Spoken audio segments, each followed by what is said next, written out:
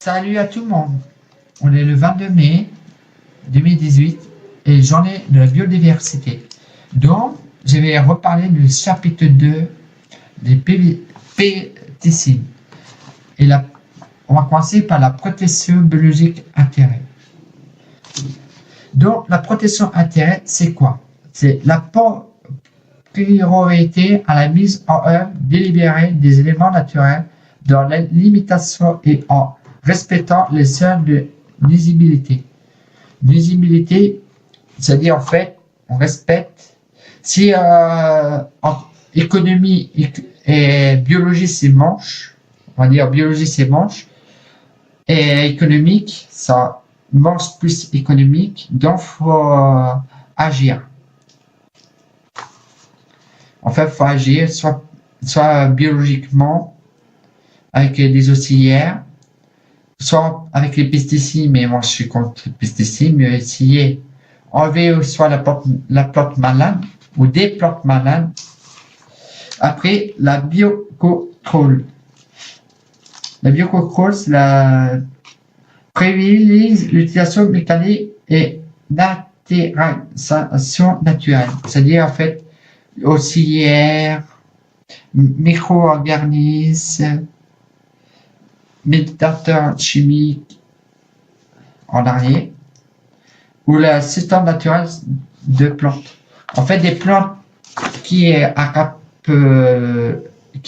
ont du puceron, en fait, on va laisser le puceron attaquer sur la plante, et après on va mettre des auxiliaires qui se développent dessus, et après quand ils sont bien développés, on va mettre sur d'autres plantes qui attaquera le puceron et tout ça, mais plus fort.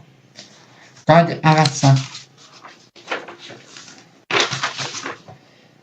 Et aussi, je voulais parler des pesticides encore, qui sont les trois qui fait plus de traitement. En premier, c'est les fruits.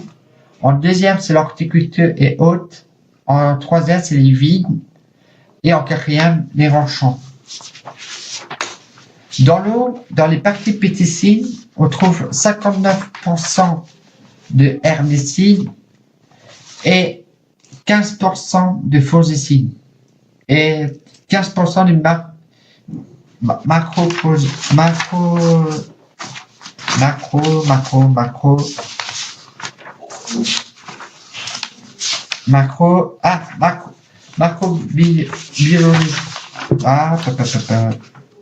J'avais dans mes feuilles de recherche. Ah voilà, si je l'ai été à l'envers. Métabolisme. Et 5% de divers. Et interstitides de 6%. Insecticides 6%. C'est moins que l'herbicide à 59%. Et macrométabolisme n'est qu'à 15%. On peut c'est en fait essentiellement de herbicides et leur métabolisme substance de dégradation des substances actives. Métabolisme, c'est des substances de dégradation de substances actives, en fait. Voilà. Les risques pour l'homme. Si j'ai pas tout dit le foie, dès qu'on reçoit le traitement, ça va dans le sang, ça va après, soit dans le cerveau, soit par les poumons, les organes, les reins, le lait maternel pour les femmes, je précise. Les hommes aussi, c'est les stériles. En traitement, on peut être touché soit par contact, irradiation, c'est-à-dire par le nez, ingestion par la bouche, et soit par la peau, par contact, et les yeux aussi par contact. Et le foie aussi, il est touché. Donc, c'est pour ça qu'il faut mettre plutôt un équipement professionnel personnel. Comme ça, on met le PBI, protection, l'EPI, on peut dire. Si j'ai une photo de l'EPI encore sur mon truc, c'est le résumé de l'autre fois que j'ai fait parce que j'avais pas tout dit. Voilà. On voit sur la photo là. On dirait un espace terrestre. Mais ça peut nous protéger. Et c'est bon pour la santé. Être protégé pour les pesticides. Au nord, c'est beaucoup plus les culture et le forage.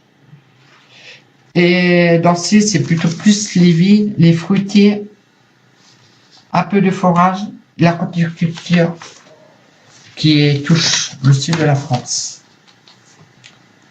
Donc, aujourd'hui, c'est la journée internationale de la biodiversité. Je voulais faire ça car les abeilles sont en voie de disparition, certains d'autres oiseaux aussi. Donc, c'est le moment de préserver la nature. Et aussi commencer à faire du bio, parce que c'est plus meilleur pour l'humain, et aussi, on peut faire chez nous facilement. On n'a pas besoin d'acheter de produits phytosanitaires, entre parenthèses pesticides. Voilà. J'ai fait le tour. Prochaine vidéo, n'oubliez pas, c'est si on changeait nos habitudes, les avantages en 2100, qui sortira samedi. Et je vous souhaite une bonne soirée, mais n'oubliez pas de mettre un pouce bleu pour contrer les pouces rouges. Et n'oubliez pas abonner à ma chaîne pour avoir des nouvelles vidéos de moi. Je vous souhaite une bonne soirée et passez une agréable nuit. Bye bye.